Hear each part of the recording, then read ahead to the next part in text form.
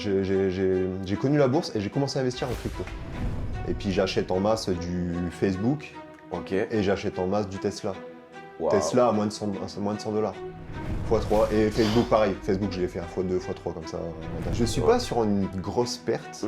Là actuellement je dois être à moins 30%. Donc, en plus, dès qu'on commence l'investissement en bourse, notre regard il change. Le meilleur moment pour investir c'était hier, mais c'est passé. Donc investissez aujourd'hui. Bienvenue à vous tous. Bienvenue sur Louvin.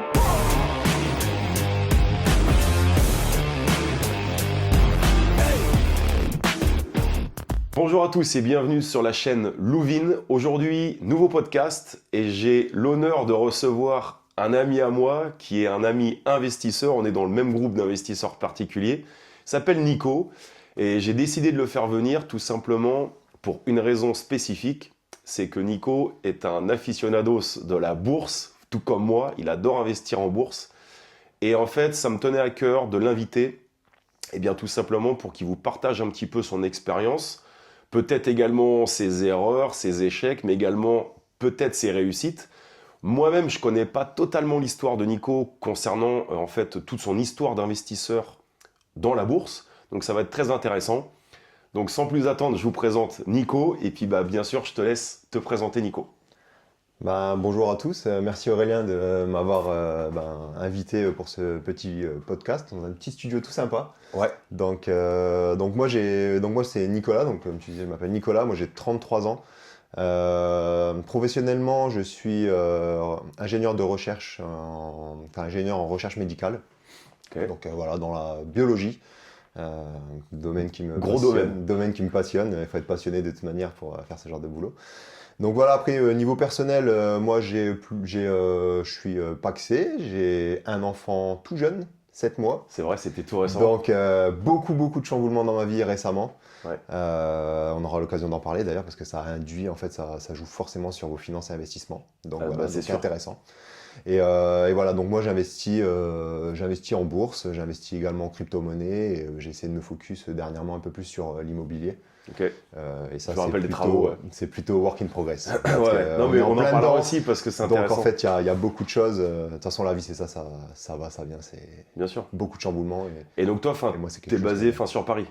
Alors moi je suis dans l'Essonne, dans le 91, okay, sur la vallée de Chevreuse, ceux qui connaissent un petit peu, 78, 91, plutôt vallée de Chevreuse, ouais, donc un peu excentré de Paris.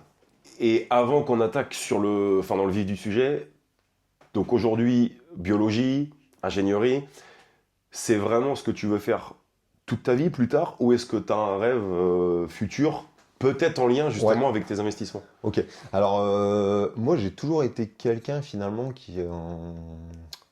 je suis plutôt un peu, je vis le jour. Okay. J'ai jamais eu des plans vraiment à très long terme.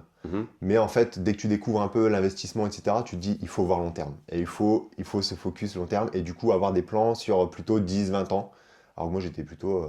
j'ai un plan sur un an maximum. Okay. Donc en fait, ouais, moi j'aime bien mon boulot.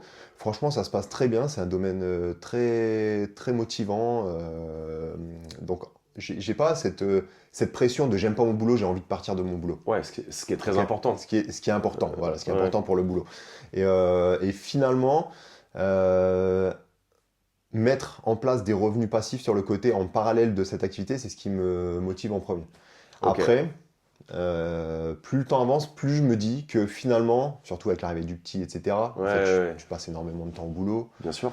Donc en fait, je me dis si... tes horaires, c'est quoi ? Alors moi j'ai la chance, recherche c'est horaire variable, je fais les horaires que je veux plus ou moins. Donc en fait, donc c'est quand même confortable. Ouais, on va dire, bon globalement maintenant avec le petit etc, on est plutôt sur du 9h, 17, 18h. Ok. Donc voilà, donc moi c'est plutôt 17h. Ouais, donc ça te laisse quand même du temps. Ça me laisse quand même du temps. Donc voilà. Et sinon maintenant mon objectif, plutôt on va dire que horizon quarantaine, j'aimerais bien si on met tout en place et ça se passe bien comme il faut, pourquoi pas laisser un peu de côté mon boulot et essayer de faire autre chose de manière plus intense. Ok. Voilà. Et ça serait quoi ce autre chose ? Ce serait vivre de l'investissement, mais vivre pas vivre genre en mode ça y est j'ai des investissements passifs et je me la coule douce quoi. C'est je sais pas faire de l'IMO à fond parce que finalement là j'ai commencé un peu et franchement c'est assez plaisant. Mais également avoir plus de temps pour on aura l'occasion d'y revenir notamment pour l'investissement en bourse, d'analyser plus, d'aller encore plus profond et essayer d'aller chercher des choses avec plus de performance encore. C'est intéressant parce qu'on entend souvent, dans l'ensemble de nos podcasts, on parle souvent d'atteindre un certain niveau de liberté. Ouais. Et ce qu'on aime dire avec Vin, c'est justement que ce niveau de liberté, il est vraiment propre à chacun. Ouais. Tu vois, nous, ce qu'on disait dans nos vies respectives avec Vin, c'est que, je prends l'exemple de Vin, lui, sa vraie quête de liberté, elle est dans le fait d'être avec son fils. Ouais. Voilà. Moi, ma quête de liberté, c'est simplement, tu vois, d'aller vivre à l'étranger, de me lever le matin, de pouvoir faire mon sport, faire des choses que j'aime dans la vie, aller manger ce que je veux. Mais je veux dire, tu vois, on ne met pas ce niveau de liberté à un niveau de richesse extrême, comme beaucoup peuvent le penser. Exactement. Et c'est un petit peu ce que je ressens pour toi. Ouais. Tu dis oui, c'est quitter mon travail, c'est vivre de tes investissements. Mais je ressens pas ce truc de vivre des investissements avec je veux faire 40 000 balles par mois. Ouais, non, tu vois, c'est pas le but. Donc voilà, c'est intéressant parce que beaucoup de gens, je pensent que pour être libre, il faut beaucoup d'argent. Ouais. Alors que oui, peut-être si tu as des objectifs énormes, mais tu peux être libre, je veux dire, avec 4-5 000 euros par mois, tu peux être largement libre. Complètement. Tu vois. Parce que la liberté, c'est dans la tête, c'est pas... Exactement. Mais ne serait-ce que tu as 4-5 000 euros par mois, tu te libères de ton boulot. Exactement. Tu gagnes 7-8 heures par jour. Voilà. Et le temps, c'est une énorme liberté, tu vois. Oui, exactement. Alors, pour revenir à la bourse, ouais. Moi, ma question, c'est comment... Parce que donc, tu l'as dit, tu as 33 ans. Ouais. Comment et quand tu as découvert la bourse? Est-ce que c'est il y a longtemps et surtout comment? Alors, j'ai découvert la bourse, je pense, il y a au moins 8 ans, je pense. Ok, d'accord. Donc à peu près comme moi, alors. Ouais, je pense, voilà, aux alentours de 8 ans. Découvert comment? Alors, je pense que, peut-être comme beaucoup d'entre vous, je pense que j'ai plutôt vu parfois la télé. Alors, je regardais pas beaucoup la télé, mais de temps en temps, on voit, et puis on voit des petites courbes de cours d'action, etc. Le CAC 40. Le CAC 40, sur les grands journaux, le CAC 40. C'est vrai. Il a chuté de 1%, c'est la fin du monde. Bon, ouais, c'est ça, c'est ça. Donc, et du coup, j'ai découvert un peu tout ça, et puis, je sais pas, par curiosité, je me suis dit, mais c'est quoi tout ça et tout. Donc, j'ai commencé à me renseigner un petit peu. Alors, j'ai pas commencé à investir tout de suite, par peur, en fait, je pense. Ce qui est normal. Voilà, moi, je me chie dessus aussi. Hein. Non, mais je pense que c'est ça. Je pense qu'on est tous dans le même bateau. Et voilà, je me suis renseigné un petit peu, et puis en fait, c'est un peu particulier ce que j'ai fait, parce que finalement, j'ai connu la bourse et j'ai commencé à investir en crypto. Donc, je suis allé sur un truc encore plus risqué. Ah ouais. Mais ça, c'est marrant. Pour ça. Comment j'ai investi en crypto? J'avais des connaissances, des amis à moi, qui ont investi en crypto. Et puis c'était l'époque des grands scams. Vraiment, il y en avait plein. Ouais. Tu fais il y a 5 ans. Des fois 20. Exactement. Fois 30, ouais. Donc moi, curiosité, pareil, mais c'est quoi ce truc? Mais comment c'est possible, etc. Donc j'ai commencé en investissant dans des scams. Pas beaucoup. Mais... Bien évidemment, enfin, t'as tout perdu. Ah non. J'ai jamais perdu d'argent. Ah ouais. Heureusement, parce qu'en fait, jugeote, je me suis dit, bon, je reste informé, je rejoins des groupes qui sont dedans, il y a 1, 2, 3 petits trucs qui te mettent la puce à l'oreille, tu te dis potentiellement c'est ça, ok, au début tu fermes les yeux, tu te dis non, c'est pas ça, je pense pas. Puis au bout d'un moment, enfin, tu te dis non, mais en réalité, oui, c'est pas possible. Donc je reprends. Donc dès que j'étais en bénéf, je reprenais tout de suite un peu, et dès que j'avais... En fait, j'ai jamais perdu... Je pense que j'ai perdu une fois de l'argent, mais vu ce que j'avais gagné sur les autres, j'ai pas perdu d'argent en réalité. Mais du coup, ça m'a fait rentrer dans la crypto. Et du coup, là, je me suis intéressé, parce que les investissements se faisaient en Ethereum ou en Bitcoin, etc. Du coup, je me suis intéressé à ça. Et du coup, là, j'ai commencé à rentrer en crypto, rejoindre des groupes de crypto, et j'ai investi pas mal en crypto. Donc tu as vraiment commencé ça avant la bourse? Ouais, j'ai commencé avant la bourse. Je pense 1 ou 2 ans avant la bourse. Donc la bourse, j'ai commencé vraiment il y a 5-6 ans, je pense. Après, est-ce que, avant qu'on parle vraiment de la bourse, mais est-ce que pour toi, le fait d'avoir commencé en crypto, ça t'a un peu anesthésié au niveau risque? Parce qu'on le sait, la crypto, c'est surtout il y a quelques années, c'était encore pire qu'aujourd'hui. Ouais. Bon, malgré ce qui s'est passé il y a 48 heures, on en parlera. Ouais, c'est ça. mais je veux dire, voilà, on se prenait vraiment des mèches de malade et tout. Est-ce que pour toi, tu sens que ça t'a quand même aidé à te dire, en fait, j'ai connu le truc le plus badass possible, et après, quand tu retournes en bourse, ça va en fait. Franchement, oui. 5%, ça va les gars, c'est tranquille. Franchement, oui. Parce que même sur certaines positions que j'avais pris en bourse, où j'ai pris au final, où j'ai clôturé, pas si longtemps, on pourra en parler d'ailleurs, une position, je pense, à moins 50%. Ouais. En fait, ça a mis 2 ans, hein, les moins Oui. 50. C'est pas en 2 minutes. Ouais. Suite à Trump. Donc en fait, c'est pas. En effet, je vois beaucoup moins quand je vois ouais, le CAC -1, -2, -3, c'est énorme. Ouais. Pour la bourse, oui, c'est gros. Mais le lendemain, Mais ça en peut fait, repartir. Ouais, c'est oui, ça. pour Ouais. moi, ça ne me fait pas peur du tout, en effet. C'est pas. Ok. Donc on y reviendra peut-être après, mais c'est peut-être Ouais. aussi pour ça que moi en bourse, j'ai un profil un peu plus actif. Donc on va dire vraiment ta première période 1-2 ans, donc c'était il y a 8 ans, donc on va Ouais, dire je pense, il y a 7-8 ans c'était vraiment crypto. ouais. Mais est-ce qu'en parallèle tu continuais à regarder la bourse ou tu avais complètement délaissé? Alors je regardais, mais de loin. Je regardais de loin, et d'ailleurs, même ce qui m'avait fait un peu re-regarder la bourse, c'est quand à un moment donné, je crois que c'était sur Binance d'ailleurs, ils avaient réintégré une sorte de tokenisation d'actions en crypto. Et du coup, on D'accord. pouvait acheter de l'Apple, du Tesla, etc. Il y avait 4-5 actions Ok. en crypto. Et du coup, j'ai dit, ah oui, c'est vrai, la crypto, etc. Et ce qui m'a remis vraiment dans la bourse, c'est, bon, il y a eu les grosses chutes des cryptos, etc. Ouais. Donc, j'ai pas. Enfin, si, mon portefeuille global a perdu quand même beaucoup en valeur, mais en termes de nombre de cryptos que j'avais, Oui. j'avais quand même fait pas mal de choses. Ouais. Donc, en fait, je me suis dit, écoute, pendant ce temps-là, Fais autre chose. on va essayer de trouver du rendement ailleurs, même si c'est du rendement moindre. Et puis, je suis allé sur la bourse. Ok. Donc, c'est comme ça aussi que je me suis bien intéressé à la bourse lors de ces périodes. Alors du coup, quand tu as été sur la bourse, tu disais que tu voyais des choses à la télé et tout. Sur YouTube, je sais qu'il y a 7-8 ans, c'était pas encore vraiment très démocratisé comme aujourd'hui. Aujourd'hui, Ouais. tu vois, on trouve beaucoup de podcasts Ouais, comme on fait aujourd'hui. Ouais. Il y a énormément de vidéos sur comment investir, il y a énormément de contenu gratuit déjà. Tu Ouais. vois. Exactement. Comment, il y a 7 ans, comment tu t'y es mis? Est-ce que tu t'es formé ou est-ce que tu y as été genre à la wall again, je vais apprendre sur le tas et puis écoute, on verra. Je me forme toujours un petit peu quand même. Donc, en fait, j'ai regardé quelques vidéos, Ok. tout en même temps en me disant, bon, finalement, la bourse, c'est peut-être pas si compliqué. Mhm. Et en réalité, c'est le cas, c'est pas si compliqué. Ouais. Donc, en fait, en parallèle, j'investissais des petites sommes, Ouais. des 100, 200, 300 euros par-ci par-là. Que tu économisais donc sur ton salaire, Ouais, c'est j'imagine. ça, sur mon Ok. salaire, en fait, carrément. Et puis, on mettait ça soit. Alors, à cette époque-là, je connaissais pas trop les ETF encore. Donc, on Ouais. y viendra après, mais ça, Ouais. je connaissais pas trop. Mais j'ai acheté des grosses actions. J'ai acheté du Apple, j'ai acheté du Amazon. Ouais, donc J'ai acheté des petits grosses trucs comme ça. boîtes Voilà. qui pour toi, Je voilà, me suis dit, c'est quand même solide. c'est quand même. Hmm.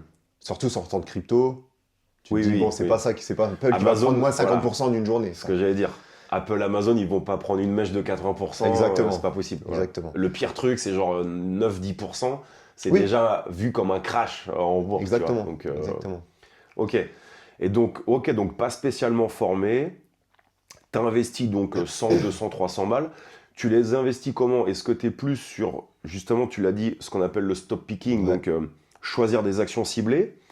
Ou est-ce que déjà tu commençais à regarder par secteur? Sans parler forcément des Mhm. ETF, mais est-ce que Mhm. tu étais plus sur un secteur, par exemple, tu vois, en bio, en tech, en énergie, peut-être le pétrole, des trucs comme ça?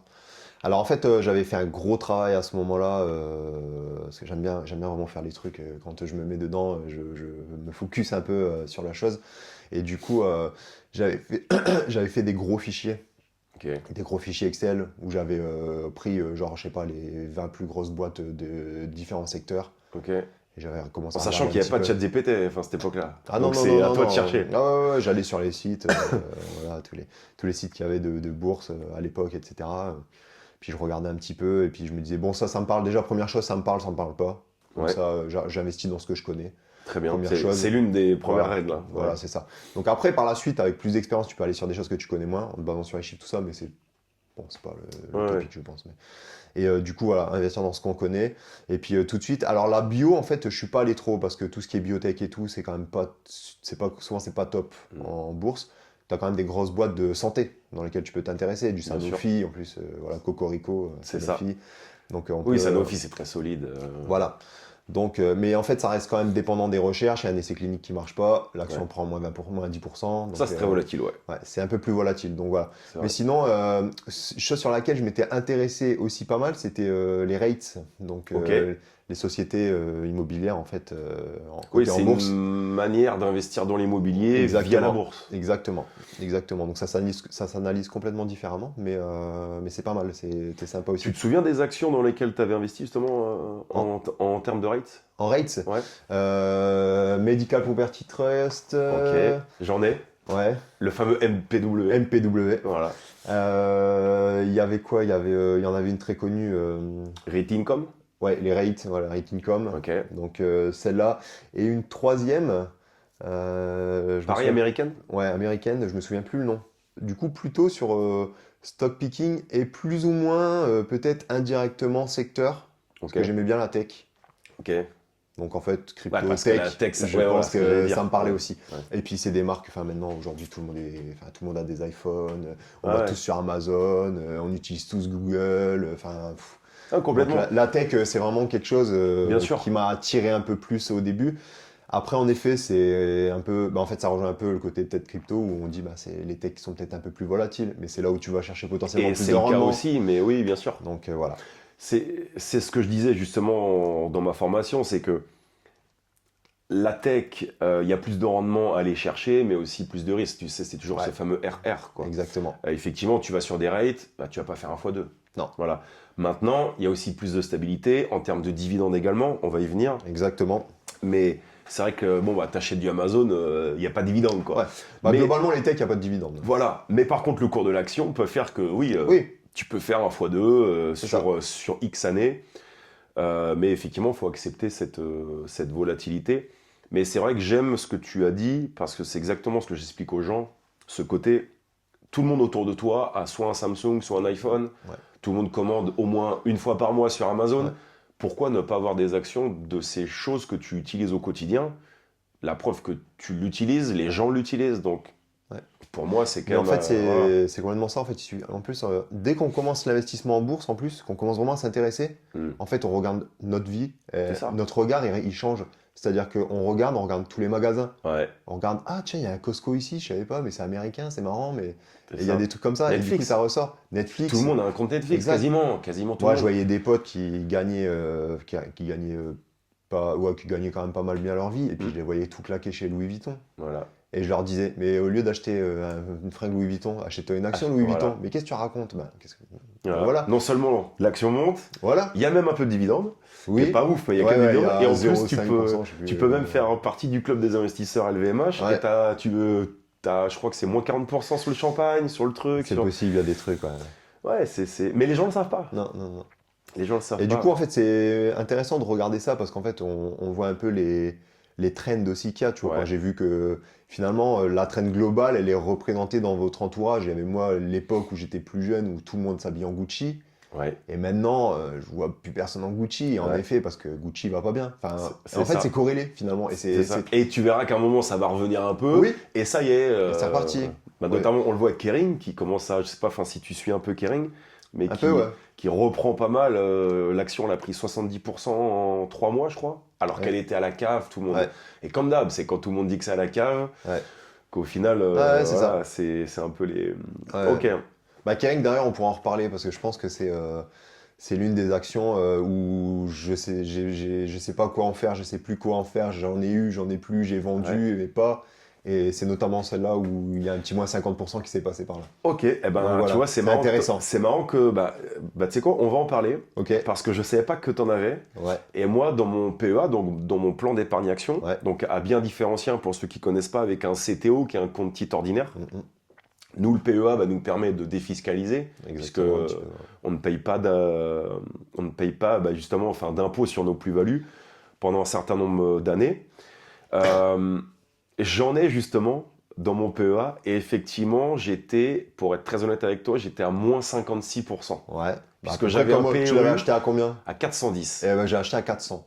Voilà, bon, on l'a acheté en même temps. Voilà, parce que je me disais, l'action était montée à 750 ou 800, je sais Exactement, plus. elle était à 800 à peu près. Voilà. Et du coup, 400, j'ai dit, elle a décoté de 50. C'est énorme. Intéressant, c'est Kering. Et à ce moment-là, j'avais mon fichier. En fait, j'ai un fichier où je tapais tous les chiffres. J'ai un petit truc avec des ratios calculés. Je rentre toutes les valeurs. On était très bas. Et on était bien. Et en fait, même les chiffres étaient pas mal. Donc en fait, je me suis dit, mais je comprends pas pourquoi elle est bas.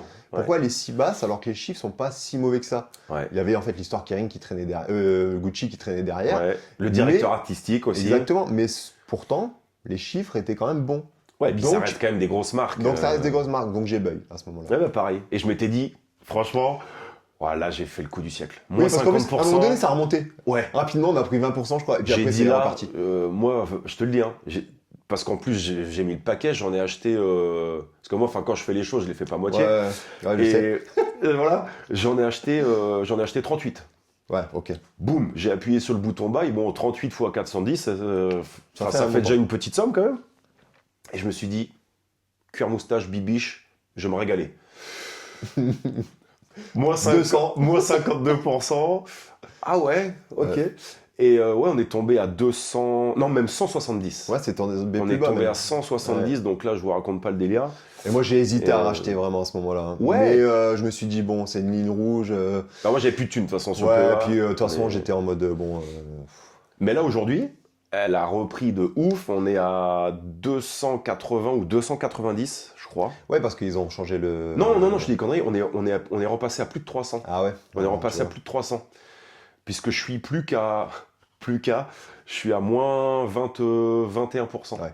Bah, ce qui est quand même énorme par rapport à notre moins 52. C'est ça. Mais preuve en est encore une fois que sur des gros... Alors, on n'est pas sorti encore de l'auberge, mais sur des grosses boîtes, le temps, comme je dis souvent, Ouais, reste exactement. ton meilleur ami, en fait. Si t'es pas Exactement. pressé... Et pourquoi est-ce qu'on peut se permettre d'attendre? Parce que toi et moi, on a mis une somme dont on n'a Voilà. pas besoin. C'est ça. Voilà. D'autant plus sur le PEA, où sur le PEA, l'argent est. Sauf si vous voulez le casser avant, mais c'est bête, Ouais. c'est bloqué au moins 5 ans. C'est ça, 5 ans. Donc tu dis, bah écoute, on laisse. Ouais, c'est et ça. normalement, en 5 ans, s'il doit se passer des choses, ça va se produire. Ouais. S'il ne s'est rien passé au bout de 5 ans, c'est quand même mauvais, quoi. Ouais, c'est ça. Mais même le luxe, de manière générale, on le voit en ce moment, Oui, ça, c'est le luxe de ça manière repart, générale, ça repart LVMH tranquillement. repart aussi. Donc il y aura toujours des mauvaises périodes. Après, comme on dit, hein, on n'achète jamais au bon moment. Des fois, on achète au bon moment, mais Ouais. c'est quand même rare. C'est quand même un peu de chance. Et ça fait aussi partie de l'expérience. Ouais. Tu parlais donc de Kering, qui n'était pas une super réussite. Est-ce que tu as en tête ce qu'on pourrait appeler un énorme échec, un truc où tu dis, ouais, là je me suis ramassé, quoi.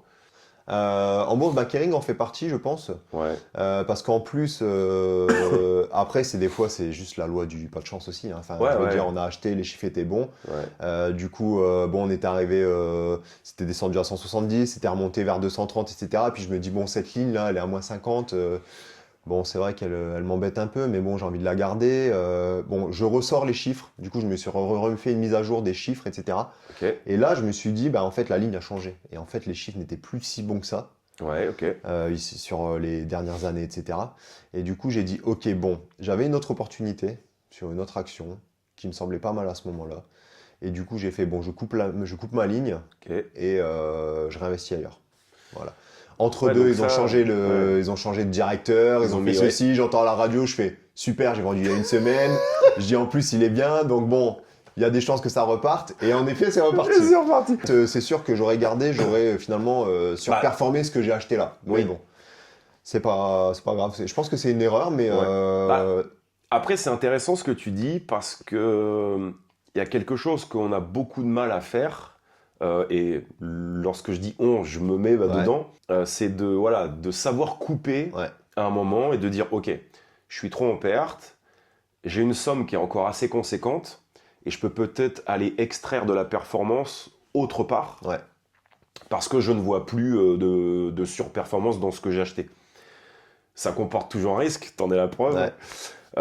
Mais à l'inverse, si ça se trouve, tu aurais pu aussi avoir un scénario B où toi, ton autre action repartait, et moi qui ai décidé de rester dedans, je continue à creuser mon trou. Ouais. Donc c'est intéressant, et qu'est-ce qui, toi, en fait, t'a fait dire, ok, je coupe maintenant? Parce que je trouve que c'est très dur Ouais. de dire ok, je prends ma perte, parce que moi je vois vraiment ça comme Un échec, un putain d'échec, tu vois. C'est Moi, ce qui m'a fait vraiment couper, je pense que c'est j'ai voulu être objectif. Je me suis dit bon, je regarde les chiffres. Je regarde les chiffres et selon mes critères, hein, moi. ouais. Enfin, c'était quoi tes critères concrètement? Alors, en fait, c'est pareil, j'ai préparé un fichier, un gros fichier Excel Ouais. où j'analyse plusieurs choses. Donc, pour chaque action, en fait, quand je me mets vraiment à faire du stock picking, donc là, on parle d'un truc quand même où on se prend un peu la tête, Ouais. ça prend un peu de temps. Et c'est pour ça d'ailleurs que j'ai ralenti en ce moment parce que j'ai moins de temps, donc je fais plus de stock picking actuellement. Ouais. En fait, où je vais voir, regarder plusieurs choses dans les actions. Je vais aller regarder déjà un peu la macro de l'action, donc un peu la situation géographique. Alors moi, j'aime bien regarder si l'État est actionnaire ou pas, surtout en Ok. France, Ouais. parce que C'est vrai. c'est carrément un red flag pour moi. En fait, j'investis Ouais, pas ouais. dans les actions. Comme EDF. Ouais, voilà, non, mais Voilà. voilà. Je vais voir un peu si elle fait partie du top 3, top 4, top 5 mondial, voilà, en termes de vente, etc. Ouais. Puis après, on va voir un petit peu. Alors, la valorisation, je la regarde, mais un peu à part, parce que la valorisation, c'est vraiment dépendant du temps T, Ouais. alors que les Surtout si t'es dans la tech. surtout dans la tech. C'est ouais. Donc voilà, donc je regarde un peu la valorisation, donc un peu des ratios classiques, hein, Ouais. PER, etc. Ce que j'aime bien regarder, c'est tout ce qui est chiffre d'affaires, la croissance du chiffre d'affaires, et surtout la croissance du chiffre Ouais. d'affaires. Est-ce que ça monte? Est-ce que ça monte historiquement? Le cours de l'action historiquement, est-ce qu'il monte aussi? Ça, c'est intéressant pour du long terme. Ouais, enfin, alors que tu dézoomes. Voilà, quand tu Ouais. dézoomes hein, vraiment sur, Sur 20 5 ans, 10 ans, ouais, ouais, 10, ouais. 20 ans, Ouais. voilà, faut dézoomer. Le nombre d'actions en circulation, j'aime bien regarder, parce que voir si le nombre d'actions en circulation monte tout le temps depuis, ou alors Ok. s'il est stable, ou s'il y a du rachat d'actions et du coup ça diminue. Ok. Parce que de l'émission d'actions tout le temps, ben, ça joue sur les cours, quoi. Donc, Bien sûr. voilà. Bien sûr. Et puis après, ben, tout ce qui est voilà, les marges, je vais aller voir les marges, tout ça, etc. Et pour Kering, il me semblait que c'était un peu ce qui avait joué, c'était les marges étaient devenues un peu plus rikiki. Oui, c'est vrai. Ils ont vendu beaucoup d'actifs, hein. Enfin, ils ont vendu beaucoup d'immobilier pour essayer de se refaire un peu de trésorerie, Ouais. etc. Donc il y avait tout ça qui jouait dans les ratios quand on regarde dette sur equity, dette sur Ouais. asset, etc. Ben, du coup, ça change les ratios. Complètement. Et du coup, alors la note n'était pas dégueulasse, mais la note était devenue moins bonne. Que ce que tu avais au préalable. Voilà, en fait, moi, tout ça, je rentre tout ça dans un fichier et selon les critères que j'ai réglés, ça me donne une note. À la fin, en gros, sur 20. Pas mal. Voilà. Et ça, c'est un Donc- fichier perso que tu as fait. C'est un fichier perso que j'ai fait. Voilà.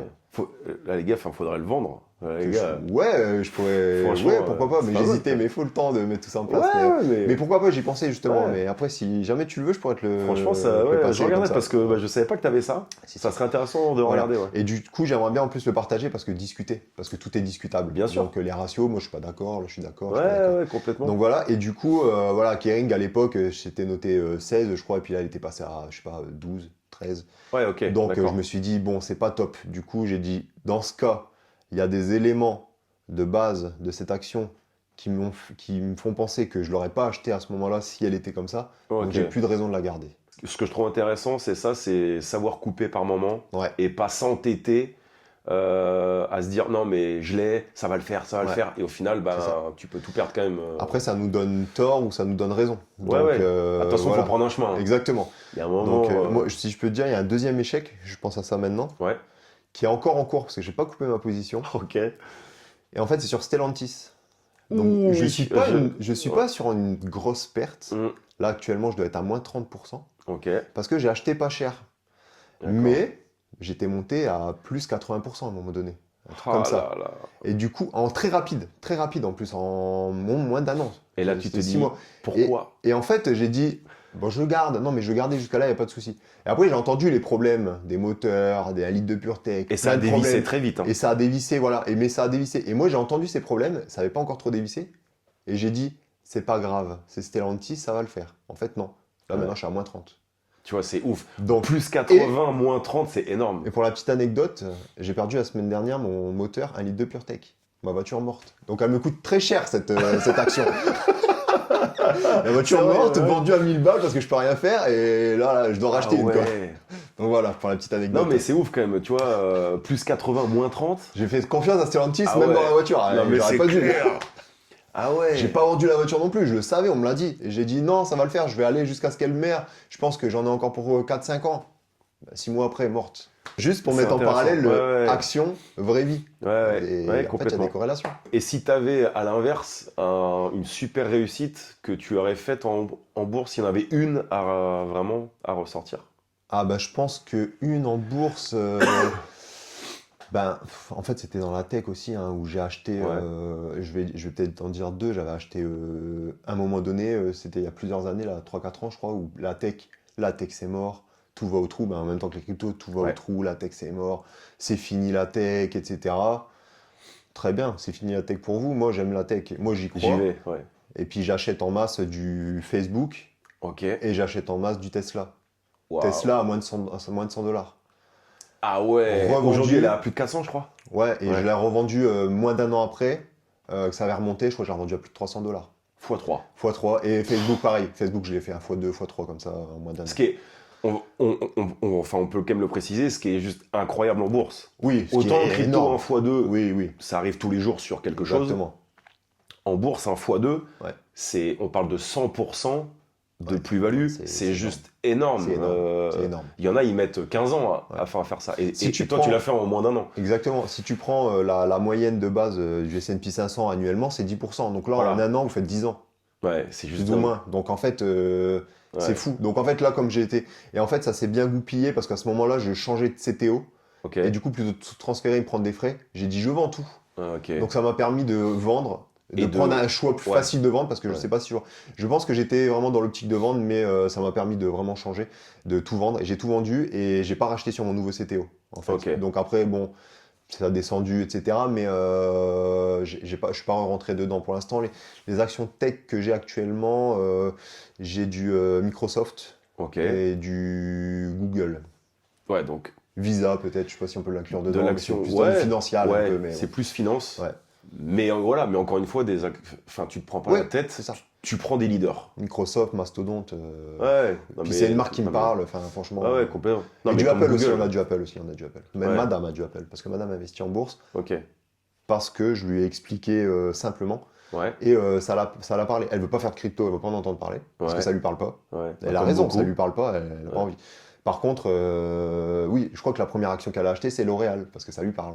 Bien sûr, pour les Donc, cheveux. voilà. Bon, moi, je suis pas trop emmerdé. Moi, Voilà. les produits L'Oréal, c'est pas moi qui vais faire grimper le cours de l'action, les gars. Je vous le dis direct. Peut-être les crèmes, mais Les crèmes, enfin, c'est tout. peut-être, Je rebondis sur ce que tu viens de dire, parce que c'est très intéressant. On s'aperçoit qu'il y a quand même peu de personnes féminines au Ouais. sein de la finance, malgré qu'on a quand même tendance à en voir de plus en plus. Je prends comme exemple certains séminaires qu'on fait tous les deux. Ouais. Tu vois, le dernier qu'on a fait en date à Versailles, on voit qu'il y a quand même quelques femmes qui Ouais. commencent à rentrer dans ce milieu, mais force est de constater quand même qu'il y a beaucoup plus de mecs dans ce truc, quoi. Oui, carrément. Et du coup, ta femme, alors déjà, je trouve ça super cool qu'elle investisse. Moi, je rêverais de rencontrer quelqu'un qui soit dans le même délire. Comment elle s'y est mise? C'est vraiment grâce à toi? Alors en fait,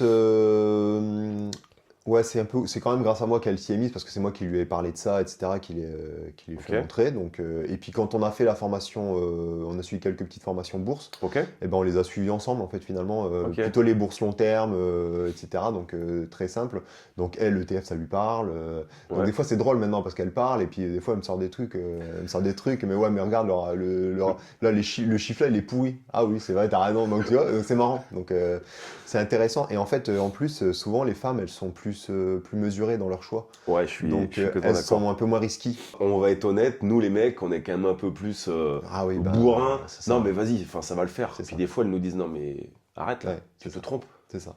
Donc la seule action qu'elle a achetée sous mes conseils sur son PEA, elle est à moins 30% là. Donc elle m'écoute plus. Quoi. Très bon conseil. Très bon conseil. Donc si vous voulez des conseils en finance, demandez à Nico. Il peut vous faire gagner moins 30% en l'espace en de... l'espace de c'est cadeau. C'est cadeau. Donc mais après enfin, c'est toutes long les terme. actions qu'elle a achetées en fait on les Ouais. a analysées un petit peu ensemble. Ouais. Donc en fait voilà, je faisais partie de tout ça. Ok. Et ouais, après c'est peut-être à chaque fois qu'elle choisit l'action, elle va me demander Ok. est-ce que là tu as une petite action où on peut regarder, est-ce que ça on peut analyser ça ensemble, etc. Ouais, que vous ayez en gros un petit avis Voilà. ensemble. Et, C'est ça, exactement. Sinon, de temps en temps, elle me dit ah bah oui, bah moi, ce mois-ci, moi, il y a 3 jours, j'ai balancé 500 balles sur le PEA, j'ai investi dans l'ETF. Donc elle fait toute seule en fait. Ok, d'accord. Des fois, elle a des envies d'investir et Ok, en vas-y. fait, elle y va quoi. Ok. En fait, elle attend. En fait, elle est un peu conservatrice, du coup, elle est un peu sur son compte commun, Ok. son compte classique. Et Mhm. puis, au bout d'un moment, elle voit qu'au bout de 2 mois ou 3 mois, elle a amassé un petit peu et du coup, elle dit bon, vas-y, je balance sur le Je PEA. mets. Ok, ouais. Et du coup, elle balance. Et comme là, actuellement, on n'a pas le temps en plus de checker tout ça, et ben, elle Ouais. fait elle-même, elle appuie sur le bouton. Quoi. Elle met 500 balles en ETF et puis voilà. Alors, tu parles des ETF, je vais rebondir sur Ouais. ça. les ETF, donc, enfin, pour ceux qui ne connaissent pas, hein, c'est un panier qui va regrouper plusieurs actions, voire plusieurs actions d'un même secteur, ou un indice, etc., Ouais. sans rentrer Ou dans la les matière détails. première, enfin, Voilà. il y en a énormément. Il y en a plein. Qu'est-ce qui te plaît là-dedans? Et du coup, quelle est vraiment ta méthode aujourd'hui d'investissement?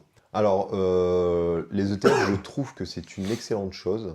Franchement, ça a démocratisé l'investissement pour tout le monde et surtout pour les débutants. Mm. Je pense que s'il y avait plus d'ETF et beaucoup plus accessible quand j'aurais commencé, je pense que j'aurais commencé par les ETF sans prendre de questions, poser de questions comme ça régulièrement. Et je pense que c'est une très bonne chose. Donc moi, pour l'instant, actuellement, mon portefeuille, sur nos portefeuilles, parce que souvent j'englobe les deux, le mien et celui de Madame, parce qu'en fait, alors Madame a peut-être un peu plus d'ETF, mais moi je pense que je suis à peu près à 30% d'ETF Ok, et 70% de stock picking. ok. Parce que t'aimes ça aussi. Parce que j'aime ça. Ouais. Après, dernièrement, j'ai un peu moins de temps, donc je le fais moins. Mais en fait, quand je remets un peu d'argent, eh ben, soit je mets sur l'ETF, soit je vois qu'il y a une action vraiment en laquelle j'ai très confiance en long terme. Et il y a peut-être un bon Et coup à là, je jouer. suis un peu en moins-value ou même en légère plus-value, des fois en plus-value. Hein. Ouais. Et je pense qu'elle est pertinente. Et du coup, je réanalyse pas tout, mais je remets l'argent sur. En fait, Ouais. je rachète pas de nouvelles actions actuellement. Ouais, d'accord. Donc, voilà. Et Madame, je pense qu'elle doit être je pense qu'elle a 50-50. Ok. Peut-être 60% ETF, 40% en stock picking. Et donc, du coup, vous, c'est quoi? Vous investissez vraiment en DCA avec un jour fixe dans le mois? Ou est-ce que tu cherches vraiment à optimiser ton entrée? Tu te dis, bah tiens, aujourd'hui, il y a eu. Tiens, je prends l'exemple dernièrement avec Trump qui relance les Ouais. tarifs sur la table. C'est reparti. Tiens, là, il y a peut-être un bon coup à faire. Ou est-ce que non, vas-y, tous les 5 du mois, on pose? Non, nous on fait plutôt de la DCA par mois, Ouais. on envoie. Après, si c'est de l'ETF, bah, tu te poses pas la question, tu achètes tout de suite. Mhm. Si c'est du stock picking, peut-être tu te laisses le temps de réfléchir un petit peu à ce que tu achètes. Ouais. Mais globalement, nous c'est plutôt une technique DCA.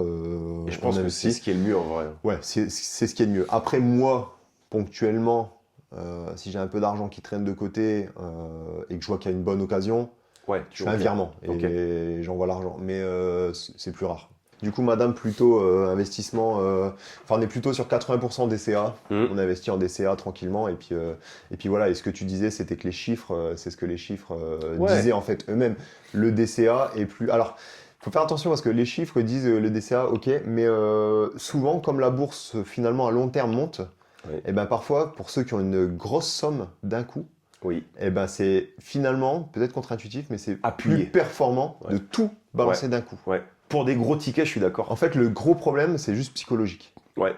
Ouais, C'est parce que tu psychologique, dis, c'est si tu me poses tout, Ouais, t'as ouais. 100 000, tu poses 100 000, Ouais. Et que le le lendemain, lendemain, tu prends ça juste, prend. juste Ouais. 10%, tu Ouais. perds 10 000. Ouais, c'est ça. Et là, psychologiquement, ça peut faire mal. Ouais. Mais, à horizon 20 ans, tes Ouais. 100 000, ils auront plus performé que si tu mets 10 000 euros par mois, enfin, ou 1000 Complètement. euros pendant 100 mois. Mais comme on se rend compte aussi dans notre entourage, il y a quand même peu de personnes qu'on 100 sûr, ou 200 bien briques sûr. à foutre comme ça. Ça, c'est. La plupart voilà. du temps, c'est des gens C'est le comme problème toi et de moi. riches, on va dire. C'est 300, 400, 500. Voilà, Là, pour le coup, c'est plus intéressant de le mettre en dessert. exactement.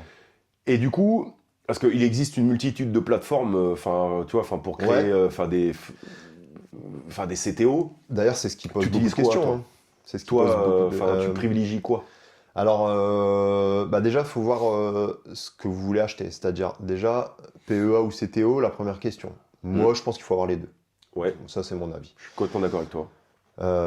PEA, parce qu'en fait, c'est complètement bête d'acheter des actions françaises, voire européennes, sur un CTO, parce que Ouais. vous allez perdre l'avantage fiscal. Ouais. Vous êtes prélevé que des prélèvements sociaux. Voilà. Et par contre, acheter de l'action américaine, vous pouvez que sur un CTO. Ou via des ETF. Mais Et dans c'est ce voilà, cas, c'est un peu différent. différent. Ouais. Donc en fait, PEA, moi je pense qu'il faut avoir les deux. PEA, alors il y en a différents. N'allez pas dans votre banque physique, malheureusement. Les banques Ouais. physiques sont très utiles pour plein de choses, mais pas pour les PEA, parce qu'elles ne sont pas concurrentielles Et puis les frais. avec les frais. Elles ne sont ouais. pas concurrentielles par rapport aux autres en ligne.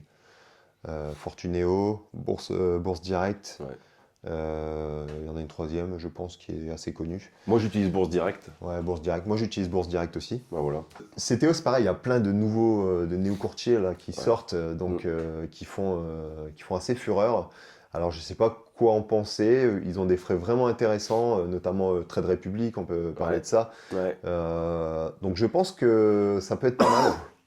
Ça peut être pas mal, ils font pas mal de choses. Après, c'est des néo-courtiers basés un peu à l'étranger, donc niveau fiabilité, à voir ce que ça donne dans le temps. Ils sont quand même assez récents, donc vous avez le risque potentiel Ouais. de faillite ou autre. Bon. Parce qu'il en existe vraiment, enfin, tu vois, bah, je prends l'exemple de eToro, eToro. DesGiro, Interactive Broker, Alors là, Trade Republic. Exactement. Donc, Voilà, mais c'est vrai qu'il y en a qui sont plus professionnels ouais.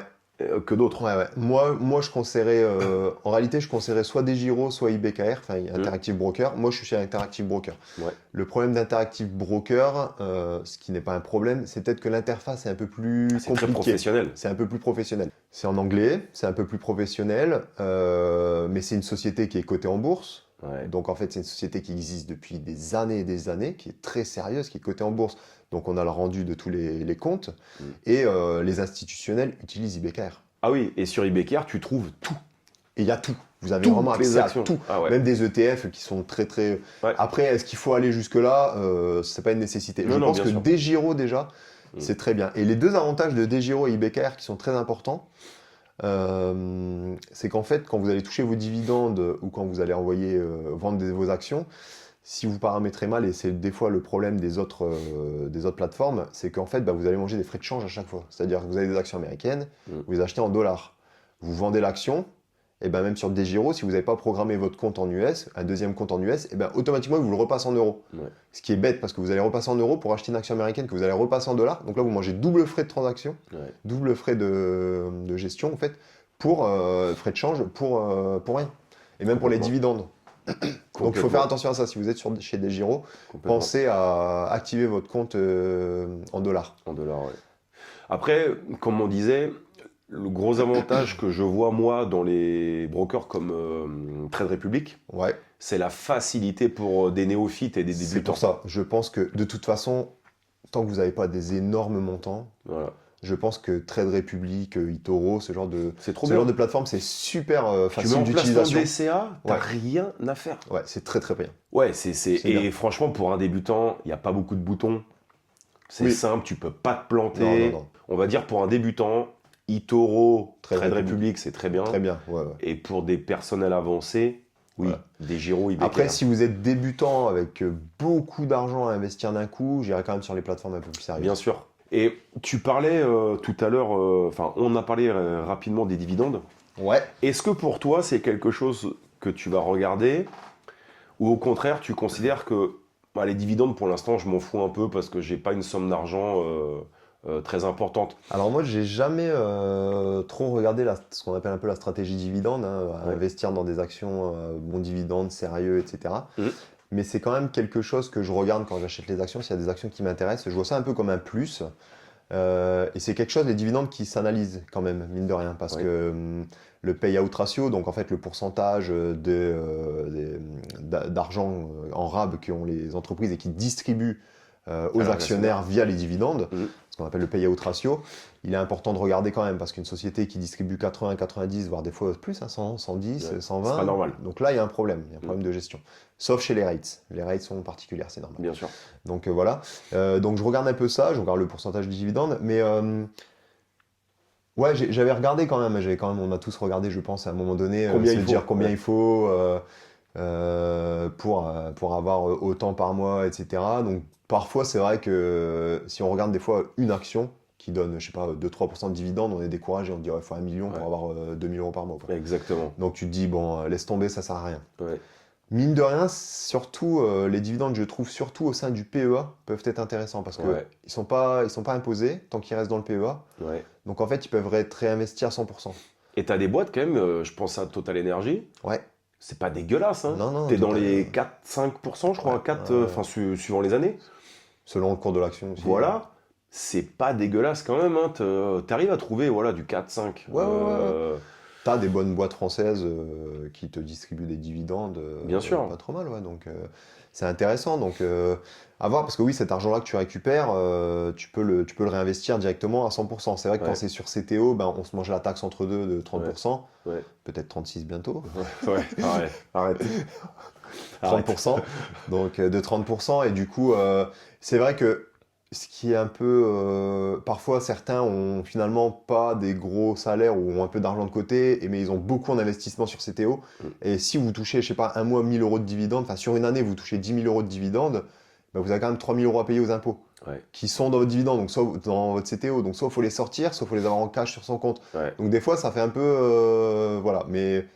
De toute façon, ça reste de l'argent gagné. Donc même si vous gagnez 70%, c'est 70% en plus. Donc stratégie à dividende, moi je trouve que c'est intéressant. Moi je la pratique pas particulièrement, même si je regarde quand même les dividendes. Donc pour moi c'est plus un petit plus. Mais je vais pas acheter une action parce qu'elle a un bon dividende. C'est ça que je voulais dire. Ouais. Bah, de toute façon, si on repart sur ce que tu faisais essentiellement avec ta femme, ETF et tout, c'est tellement embriqué dedans que de toute façon... Après, il existe des ETF spécial dividendes. Justement, j'allais venir. Nous, on est sur des ETF capitalisants. Ok. On prend pas des distribuants. Explique un petit peu la différence. Alors, capitalisant, en fait, c'est tous les dividendes qui vont être émis, ils sont tout de suite inclus dans l'ETF et réinvestis dedans. Donc, en fait, vous ne touchez pas les dividendes, c'est automatiquement réinvesti, donc vous avez une courbe de croissance un peu plus importante. Les distribuants, vous allez recevoir vos dividendes. Donc, moi, je pense que, en fait, en tant que jeune investisseur, il faut prioriser les capitalisants parce que le but c'est de faire du capital, c'est de créer du capital, c'est pas de toucher de petit argent que vous allez réinvestir. De toute façon, vous allez le réinvestir si vous êtes au début. Donc prenez du capitalisant ETF. Distribuant, ça peut être intéressant. Je sais pas, vous êtes à la retraite et vous avez un bon packaging d'ETF. Et là, vos dividendes peuvent être intéressants, 2-3 000 euros par mois. Ok, mettez-vous un distribuant et là, vous vivez de vos rentes en fait. Mais il faut avoir un gros capital. Il faut avoir un On gros revient capital. toujours à la même chose. Alors pour finir, quels seraient tes objectifs avec la bourse? Toi, tu aimerais atteindre quel palier? Il y a toujours le premier palier des 100K qui sont toujours intéressants à atteindre. Donc là, en plus, nous, on n'a pas réinvesti dernièrement. En fait, nous, cette dernière année, on a eu l'arrivée du bébé, l'immobilier, avec l'achat de la résidence principale, beaucoup de travaux. Moi, je fais des formations en double diplôme le soir sur Paris. Enfin, je suis très pris. Donc, en fait, on a mis un peu de côté. On n'a pas arrêté l'investissement parce que c'est quelque chose qu'il faut, à tout prix garder. Bien sûr. Avoir une certaine. Même si tu mets pas beaucoup. Même si tu mets pas beaucoup. Donc on continue, voilà, mais on le fait plus en DCA, donc ça va un peu moins vite. Mais le petit palier des 100K, ouais. Toi, ton premier objectif, ce serait atteindre bien 100K, enfin sur ton compte titre, ou général. Ou général, voilà. Général. On va dire même au sein du foyer. Ouais. Et te dire, ok, là, parce que c'est l'avantage de la bourse, c'est que c'est 100K de cash. Exactement. C'est-à-dire que tu décides décides de vendre, il y a 100 000 balles, quoi. Ouais. Le temps de vendre, le temps que ça arrive sur ton compte et tout, allez, en 3 jours, 4 jours, allez, comme c'est un gros montant, avec les banques, peut-être on va dire une semaine. Une semaine, voilà, c'est ça. Mais tu te dis, oui, j'ai 100 000 balles. Exactement. Et du coup, ici, chaque pourcentage, tu l'as très bien dit, est beaucoup plus important. Quand tu fais 4-5% avec 100 000, ah oui. En fait, c'est cool, c'est tout de suite, voilà, c'est... La courbe dans les deux sens, mais... comme ça.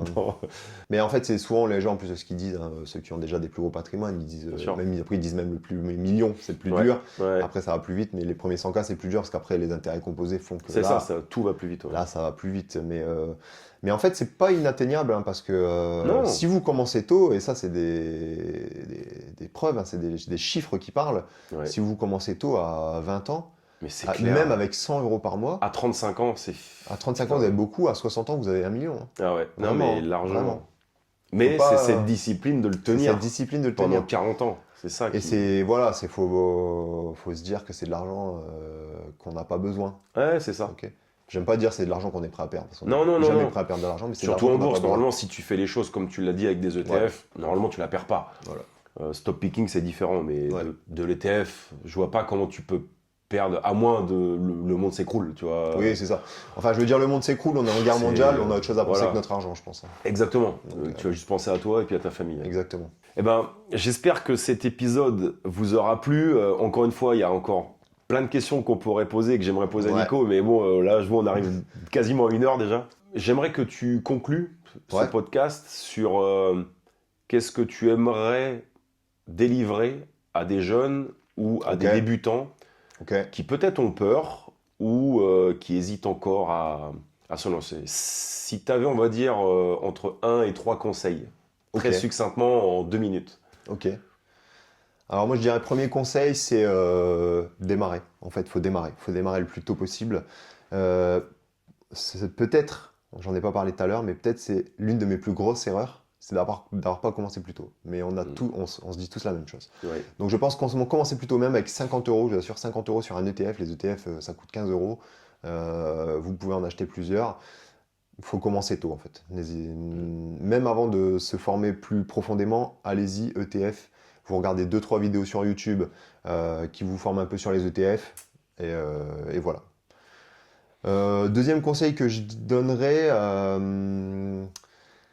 c'est essayer de pas trop se disperser, j'aurais envie de dire. Donc vraiment, si vous partez sur une base ETF, bah, allez-y tranquillement, ETF. Et peut-être deuxième conseil, c'est formez-vous. Parce qu'en fait, arrivé à un moment où vous allez atteindre quelques limites, de la formation gratuite, il y en a plein. Et à un moment donné même, pour aller encore plus en qualité, payer une formation, c'est pas déconnant du tout, mais pas du tout. Et le meilleur investissement, finalement, c'est celui sur soi-même. Donc il faut penser à ça. Complètement. Et troisième conseil, qu'est-ce que je pourrais donner? Je dirais un conseil un peu plus global, sur pas que la bourse, mais ayez une bonne hygiène de vie, un bon rythme de vie. Parce qu'en fait, vous allez être plus sain dans la tête et vous allez faire des meilleurs choix. Parce qu'une vie stressée, etc., en fait, on fait des mauvais choix. Donc en fait, des fois, ça vaut le coup de stopper, de regarder son petit DCA tranquille en ETF, même si on aime faire autre chose, parce qu'on n'a pas la tête à ça, et de refaire ça quand on est plus posé. Ouais, je suis d'accord, sur des mauvaises périodes de vie, Exactement. stress et tout, on Ouais. prend que des mauvaises Et actions. surtout quand vous avez subi une grosse perte, vouloir se racheter derrière, Ouais. pire erreur, on l'a tous fait. Hein. Oh, mais bien sûr, ouais. Donc, Oui, complètement, ouais. voilà. Mais des fois, c'est plus fort que nous. Hein. Ouais, mais bien sûr, mais c'est pour Donc, ça que les émotions sont très difficiles Ouais. à combattre. Écoutez, j'espère que cet épisode vous aura plu. N'oubliez pas que vous pouvez retrouver tous nos podcasts sur les plateformes qui s'affichent en ce moment même à l'écran. Merci à toutes les personnes qui commentent les vidéos. Sachez que, je le répète à chaque fois, c'est un énorme plus pour nous. On vous délivre du contenu gratuit. Nos formations également, n'oubliez pas qu'on a une formation bourse qui est totalement gratuite, que vous retrouvez en lien sous cette vidéo, mais également sous toutes les autres vidéos. Donc allez-y, c'est un milieu passionnant et vous verrez, vous allez découvrir vraiment un monde merveilleux. Donc merci encore à toi, Nico. Ben, merci à toi, merci à vous. Et puis je te laisse dire le mot de la fin. Pour le dernier mot, l'ultime phrase de la fin, je dirais que le meilleur moment pour investir, c'était hier, mais c'est passé. Donc investissez aujourd'hui. Super. Voilà. Merci et à la Merci. prochaine.